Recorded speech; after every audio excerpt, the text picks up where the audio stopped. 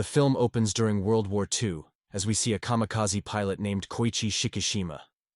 After receiving orders to use his aircraft to commit suicide, he claims that it is broken and lands on Odo Island in search of repairs. As the workers start working on the aircraft, a man named Sosaku Tachibana approaches Shikishima and suggests that he intentionally landed the jet. In the next scene, a siren wakes the soldiers in the middle of the night, and we see, on the beach, a massive dinosaur-like creature known to the locals as Godzilla emerges when a light is shown. The soldier stationed at the watchtower is killed by Godzilla when it attacks. When Shikishima is told to use his plane's weapons to take aim at Godzilla, he stops in terror, killing the other troops as they shoot at it in panic. After being rendered comatose by the explosion of his jet, Shikishima awakens the following morning to witness Tachibana burying the deceased. Shikishima did not shoot the creature, which is why Tachibana believes he is responsible for their deaths. When Shikishima returns to Japan, an air raid has left Tokyo in shambles. When he visits Sumiko Ota, his neighbor, she chastises Shikishima for surviving given his position as a suicide bomber. Ota informs Shikishima that both her children and his parents perished in the air raid. Later, Shikishima overhears a store owner pursuing a thief when he is in a marketplace. When Shikishima opens the bundle, the thief hands him. A baby girl is inside. Shikishima tracks down the thief, who is a woman named Noriko Oishi. He finds out that Noriko is not the mother of the child, and takes the child in at the request of the child's dying mother. She is reluctantly allowed to stay at Shikishima's house. When Shikishima leaves his house the following morning, he runs into Sumiko. She tells him he's attempting to play the saint by taking in Noriko and the baby, Akiko, and she won't forgive him for not doing his duty. But when she finds out that Noriko isn't the baby's original mother and can't nurse, she gives her a supply of rice to cook for Akiko. After getting along well, Shikishima and Noriko take on the role of Akiko's surrogate parents. Shikishima works as a minesweeper, cleaning the underwater mines left over from the war in order to pay for food and clothing. Shikishima ignores Noriko's warning that this is a risky job, claiming he needs the money. In addition, he experiences recurrent nightmares about Godzilla attacking Odo Island and battles survivors' guilt. He spots the vessel, an ancient wooden fishing boat that appears to be in disrepair.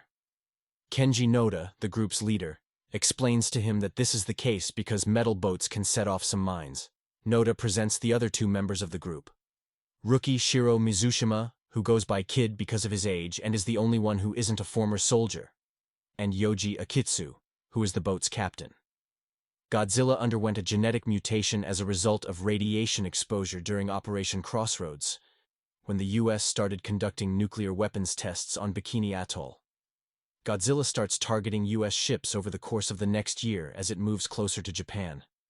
The US administration is unable to respond due to growing tensions with the Soviet Union, but it does alert Japan to the impending threat.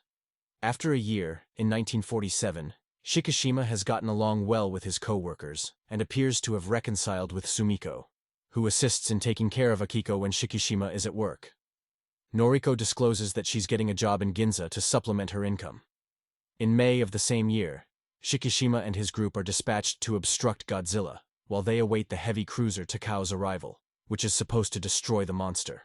The crew tries to escape as Godzilla follows them after they witness Godzilla emerge and assault another boat. In an effort to halt it, they set up a mine, but Godzilla remains unaffected by the blast. They drop their second mine, which gets trapped in Godzilla's mouth, but the line breaks, preventing them from setting it off. Godzilla's face is destroyed, and it becomes incapacitated when Shikishima decides to use the boat's machine gun to fire at the mine and successfully detonate it. But Godzilla heals itself swiftly, taking only a few seconds to fully recover. The Takao then shows up and opens fire on Godzilla, but its armor is useless, and just makes the monster more irate. After attacking the Takao, Godzilla submerges himself. A brilliant light emerges beneath the ship, and then a tremendous explosion of energy erupts and obliterates the Takao. Shikishima had a mental breakdown after arriving back in Tokyo, and told Noriko the truth about his time as a kamikaze pilot and Godzilla's attack on Odo Island.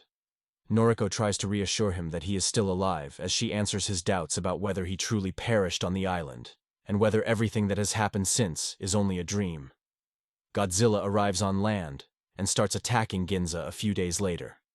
When Shikishima overhears a warning regarding the attack on the radio, she knows Noriko is in danger. While traveling to work via train, Noriko sees Godzilla's attack. Godzilla then bites down on the train and starts to pull it into the air.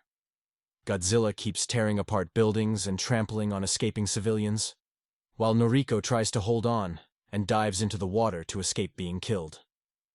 After locating Noriko, Shikishima makes an escape attempt just in time to see Godzilla confronted by Type 4 Cheeto tanks. Though the strike appears to be successful at first, Godzilla rapidly recovers and charges its atomic breath, its dorsal plates glowing blue and extending out of its tail and back. When Godzilla unleashes its atomic breath on the tanks, its dorsal spines retract, causing a huge explosion that swiftly engulfs the entire city. As the explosion approaches, Shikishima is immobile. However, Noriko pushes him away before getting caught in the blast herself. The sight of the city being turned into rubble horrifies Shikishima, who assumes Noriko is dead and is unable to locate her.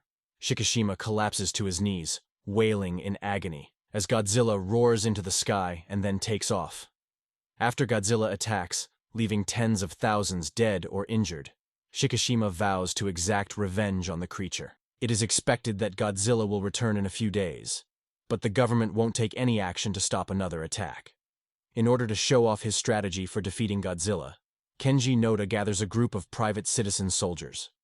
By encircling Godzilla with Freon tanks and bursting them, they would reduce the buoyancy of the water and quickly descend Godzilla to a depth of 1,500 meters, where the abrupt pressure change would crush it. In case that strategy doesn't work, they would swiftly bring Godzilla back to the surface using balloons, whereupon it would be destroyed by explosive decompression. To carry out his scheme, Noda had taken control of 4 decommissioned destroyers: the Yukikaze, Hibiki, Yukazi, and a ship of the Matsu class.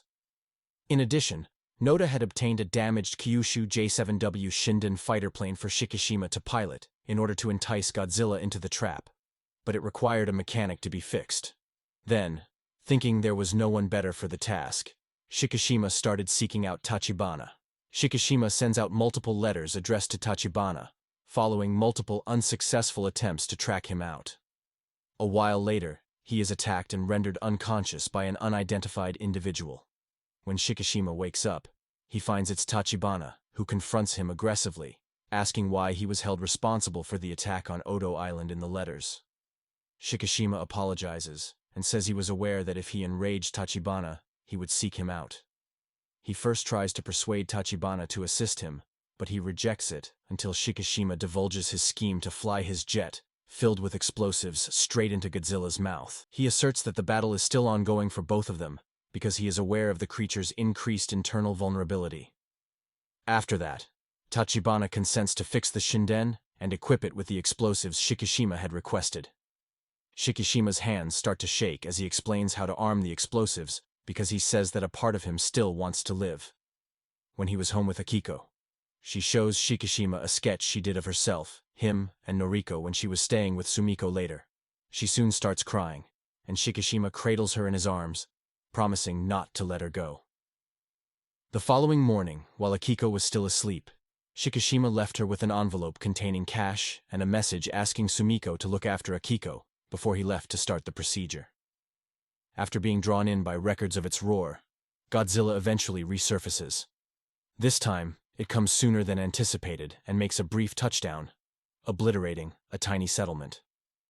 Shortly later, Shikishima shows up and skillfully draws Godzilla into the trap by luring it back to the sea.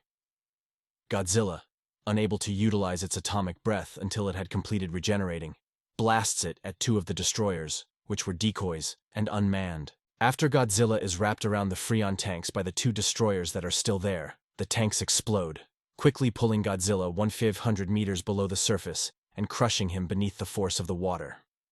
After Godzilla escapes with his life, the backup plan is activated, bringing the monster back to the surface by blowing up the balloons. At the 800-meter mark, though, Godzilla manages to bite through the balloons and break free, abruptly stopping its rise. Lacking the requisite engine power, Hibiki and Yukikaze attempt to lift Godzilla up, but are unable to do so. Arriving with a flotilla of tugboats, Shiro Mizushima, who had earlier been abandoned, and their combined strength, successfully bring Godzilla back to the surface. Godzilla, scarred and furious, starts to charge its atomic breath again. Once more in his plane, Shikishima flies directly at Godzilla's head, smashing it into the creature's mouth and setting it off to explode. Godzilla's head is destroyed by the blast, and its body is torn apart by the energy of its atomic breath, falling apart in the ocean. Everyone is ecstatic to see Shikishima parachuting down from the sky after initially thinking he had passed away. An ephemeral flashback reveals that Tachibana had informed Shikishima that the Shinden jet was equipped with an ejector seat, demonstrated its operation, and urged him to live on. Shikishima returns to land and meets up with Sumiko and Akiko, who deliver him a telegram that Sumiko had received earlier in the day. He takes Akiko with him to the hospital, where he discovers Noriko, hurt and afflicted with an unidentified radiation illness but still alive, having escaped the Ginza attack. She asks if his war is finally finished, and he nods in response before bursting into tears and giving her an embrace that reveals a marking on her neck that resembles Godzilla's dorsal plates. A fragment of Godzilla's flesh can be seen spreading and convulsing as it starts to regenerate as it sinks to the ocean below. Here, this movie ends. Thank you for being a part of Instant Movie Recaps. If these tales of mystery and intrigue sent shivers down your spine, make sure to hit that like button and subscribe to Instant Movie Recap for more bone-chilling narratives. Stay tuned, and until next time, stay captivated.